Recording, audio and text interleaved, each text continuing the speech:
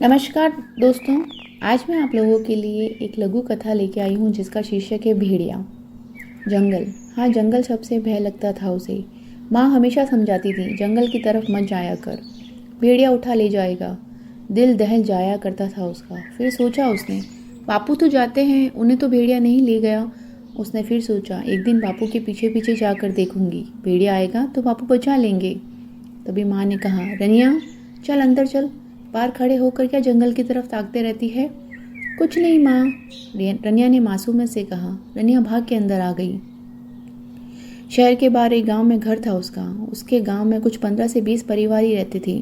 गांव के बाहर खेत थे चारों तरफ, फिर जंगल शुरू हो जाता था, बहुत ही भयानक। रनिया खाना खाकर बाहर चौखट पर बैठी ही थी कि काकी आ गई, और काकी के साथ उसकी बेटी जमुना भी आई थी, जो कि रनिया से 2 साल बड़ी थी।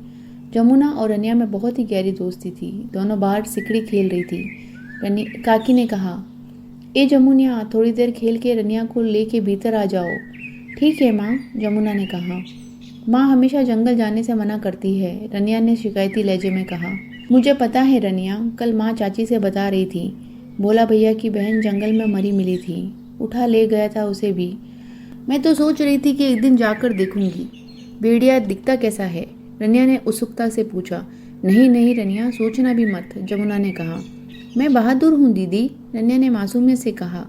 जमुना कांप गई और घबरा कर बोली, देख रनिया, तू ऐसा करने की सोचना भी मत, नहीं तो मैं माँ से शिकायत कर दूंगी। माँ से कुछ भी मत कहना दीदी, नहीं तो माँ खेलने भी नहीं देगी, रनिया ने लगभग गिड़गिड़ाते हुए कहा। अगली सुबह रनिया बिस्तर पर नहीं थी। घर में हाहाकार मचा हुआ था। रनिया की माँ, काकी और जमुना का रो रो के बुरा हाल था। अरे कोई तो ढूंढ के लाओ मेरी बच्ची को। रनिया की माँ का दिल दहला देने वाला करुण रुंदन दूर दूर तक सुनाई दे रहा था।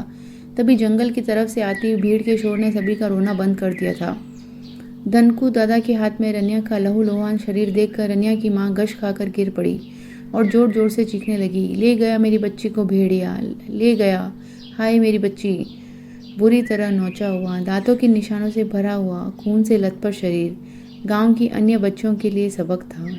जंगल, जंगल में भेड़िया रहता है, उधर नहीं जाना। तो कैसी लगी आपको ये रचना, मुझे कमेंट बॉक्स में ज़रूर बताइएगा। मिलते हैं हम अगली किसी नई रचना और नई कहानी के साथ में, तब तक अपना ख्याल रखिए।